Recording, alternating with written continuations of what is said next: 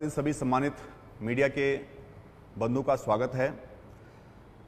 आज के विषय पर चर्चा करने से पहले आपको बताना चाहूँगा कि कुछ दिन पहले हमारे शीर्ष नेता माननीय अरविंद केजरीवाल जी अपनी तीसरी उत्तराखंड के यात्रा पर दौरे पर हल्द्वानी में आए थे और एक बहुत बड़े मुद्दे पर उन्होंने घोषणा की, 6 बिंदु पर घोषणा की। और जब से अरविंद केजरीवाल जी ने रोजगार के मुद्दे पर एक बड़ी घोषणा की 6 बिंदु की, तब से लेकर भारतीय जनता पार्टी और कांग्रेस पूरी तरह से आतंकित हैं। इन दोनों ही दलों में जो परंपरागत राजनीति करते हैं, जनता के मुद्दों से दूर रहते हैं, उनके अंदर एक प्रकार का भय व्याप्त है और उस भय में वो अनर्गल बयानबाजी पर उतर आते हैं, कुछ भी कहने से गुरेज नहीं करते हैं। तो पिछले 20 सालों में जिस प्रकार से भारतीय जनता पार्टी और कांग्रेस ने इस प्रदेश को लूटने का काम किया है और यहां के युवाओं को पलायन के लिए मजबूर किया है, दर दर भटकने के लिए मजबूर किया है। आप देख सकते हैं कि कैसे यहां पर सरकारी शहर में आउटसोर्सिंग के ठेकेदारों के माध्यम से हमारे पढ़े लिखे बेरोजगार युवाओं का शोषण हो रहा है। यह सब इन दोनों ही पार्टियों की देन है, चाहे वो भारतीय जनता पार्टी हो चाहे कांग्रेस हो, क्योंकि इन दोनों ही पार्टियों ने बारी बारी से उत्तराखंड की सत्ता पर अपना कब्जा जमाया और संसाधनों की लूट की। तो जब आम आदमी पार्टी अब एक एक करके इनके पापों को जनता के सामने उजागर कर रही है, तो इन दोनों ही दलों की बौखलाहट लाजमी है, इनकी घबराहट लाजमी है, क्योंकि इनको अब लगने लग गया है कि जो हाल दिल्ली में जनता ने इनका किया था वही हाल अब उत्तराखंड में होने वाला है। पिछले 20 सालों में हमने ये देखा कि इन दोनों ही दलों ने कैसे हमारे प्रदेश के युवाओं के साथ रोजगार के नाम पर सिर्फ ठगी की और रोजगार को इनसे छीनकर अपने रिश्तेदारों, अपने करीबियों और अपने चहेतों की झोलियों में इन्होंने डाला और पूरे प्रदेश के युवाओं को इग्नोर किया। और जनता समझ चुकी है, युवा समझ चुके हैं कि इन दलों के पास हमारे लिए कोई प्लान नहीं है। इन दलों को मालूम होना चाहिए, जो आज अरविंद केजरीवाल जी की घोषणा पर सवाल उठा रहे हैं, उस पर सवाल कर रहे हैं और पूछ रहे हैं कि आप कैसे दोगे, ये कैसे दोगे, 300 यूनिट बिजली कैसे मिलेगी, 5000 का भत्ता कैसे मिल सकता है।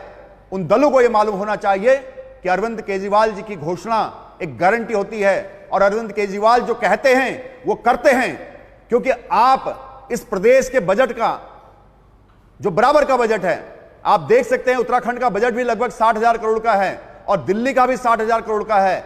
अगर आप तुलनात्मक अध्ययन करते हैं तो उत्तराखंड की जनता 1.25 करोड़ की है और दिल्ली 2 करोड़ है, 2 करोड़ से भी ज्यादा लोग वहां पर रहते हैं। अगर आप उस बजट को इन दोनों में बांटते हैं कि अगर 60,000 करोड़ के बजट को लेकर आप दिल्ली और उत्तराखंड की जनता का तुलनात्मक अध्ययन करते हैं, तो जो दिल्ली में 30,000 प्रति व्यक्ति है वो उत्तराखंड में 52,000 प्रति व्यक्ति होगा।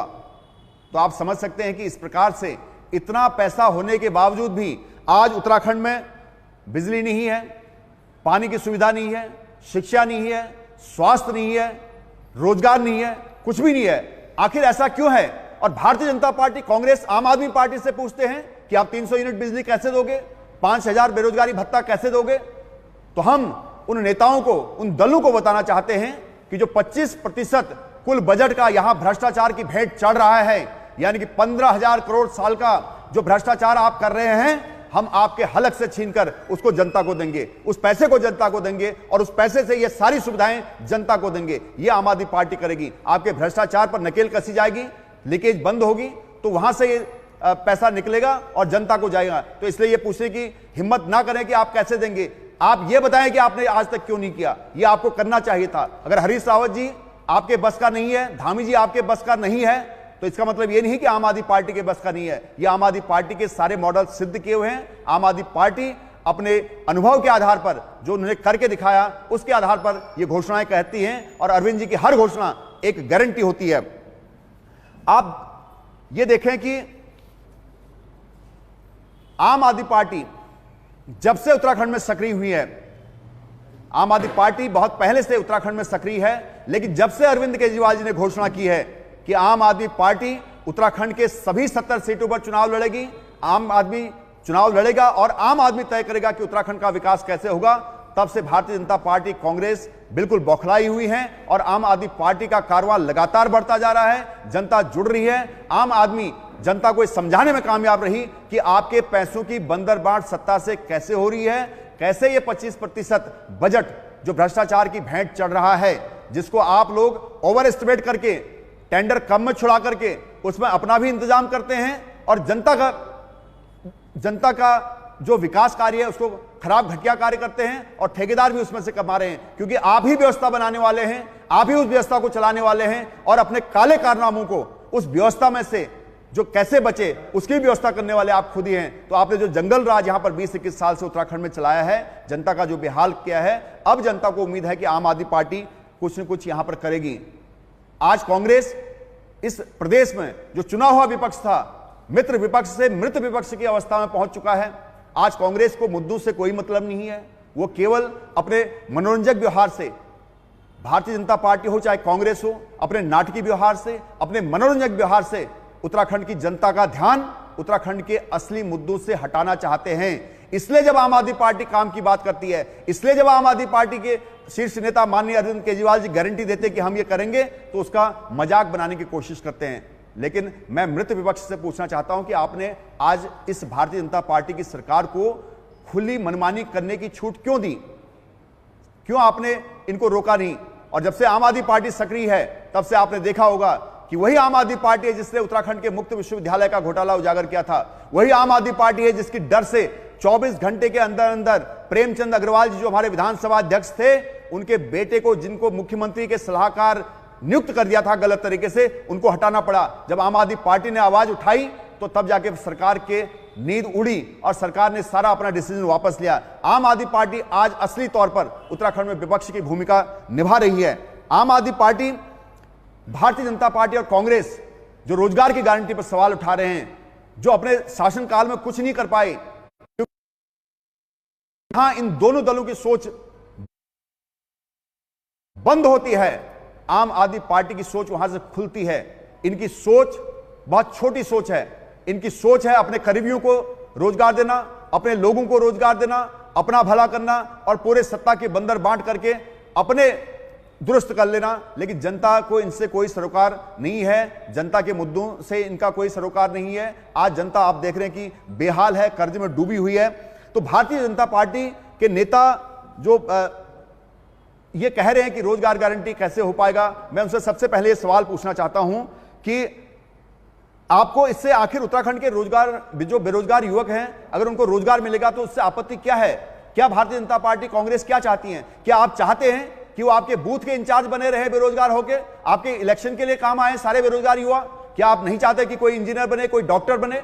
उत्तराखंड के युवाओं को आप बेरोजगार बनाना चाहते हैं, अपने संगठनों में शामिल करना चाहते हैं, ताकि वो आपका झंडा डंडा पकड़े और आपको चुनाव लड़ें और आप चुनाव लड़ते रहें, सत्ता का सुख भोगे? क्या आप ये चाहते हैं? क्या आप चाहते हैं कि उत्तराखंड के जो लोग हैं, युवा हैं, बेरोजगार हैं, जिनके घर की रोजी रोटी नहीं चलती, क्या उनको 5,000 बेरोजगारी भत्ता का अधिकार नहीं है? जब आप चुने हुए मंत्री विधायक सब पेंशन लेते हैं, तो क्या जनता का हक नहीं है कि 5,000 वो अपनी रोजी रोटी चलाने के लिए सरकार से ले पाए, एक रोजगार की गारंटी ले पाए? तो इन सब सवालों का जवाब भारतीय जनता पार्टी, कांग्रेस को आम आदमी पार्टी पर सवाल उठाने से पहले अपने गिरेबान में झांककर यह सोचना होगा कि क्या जनता का हक जनता को नहीं देना चाहिए? जिस जनता के पैसे पर आप ऐशो आराम कर रहे हैं सत्ता में बैठकर, क्या उस जनता को हक नहीं है कि अपना पैसा वापस लेने का? अगर आज उत्तराखंड के युवाओं का 80% रोजगार में, 80% नौकरियों में अगर हिस्सेदारी हो, तो क्या भारतीय जनता पार्टी, कांग्रेस को इससे आपत्ति है? आपको किस बात से आपत्ति है? क्या आपको 1 लाख नौकरियों से आपत्ति है कि जिसको आप अपने रिक्त पदों को नहीं भर पाए? 56,000 सरकारी नौकरियां अभी तक आपके पास हैं, आप उनको नहीं कर पाए। तो मृत विपक्ष के जो नेता हैं, टॉप अप वाले टॉप के नेता, जिन्होंने आपने देखा होगा, जो उत्तराखंडियत की बात करते हैं एक तरफ और दूसरे तरफ डेनिस के नाम पर कैसे मशहूर हुए थे। आप उत्तराखंडियत की बात करते हैं एक तरफ से और दूसरी तरफ हरिद्वार जो हमारा उत्तराखंड का हृदय है, कुंभ नगरी है, पवित्र नगरी है, जो हमारा आस्था का केंद्र है, वहां पर बार बालाएं नचवा देते हैं आप। अपने चुनावी भीड़ जुटाने के लिए? आपको शर्म नहीं आती?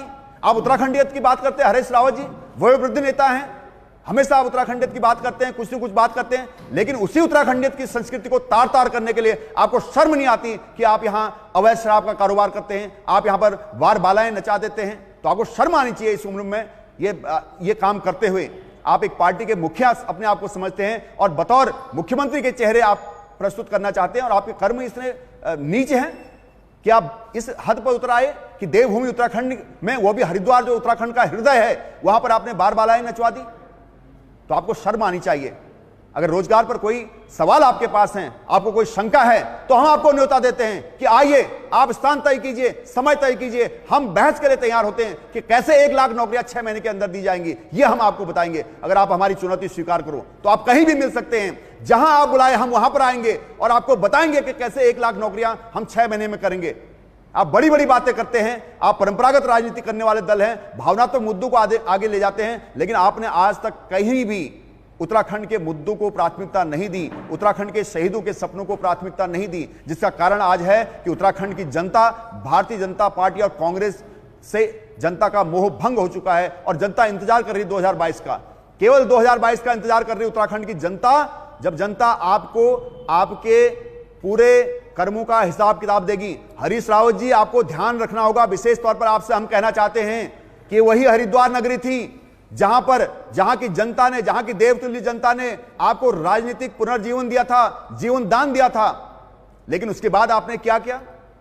आपके कर्मों को देखते हुए, आपको समझते हुए जनता ने आपके समेत आपके पूरे परिवार का राजनीतिक भविष्य चौपट कर दिया। वही हरिद्वार की जनता में आज आपने ये काम किया है। हरिद्वार की जनता कभी आपको माफ नहीं करेगी, उत्तराखंड की जनता कभी माफ नहीं करती। आपकी करनी और कथनी में बहुत अंतर है।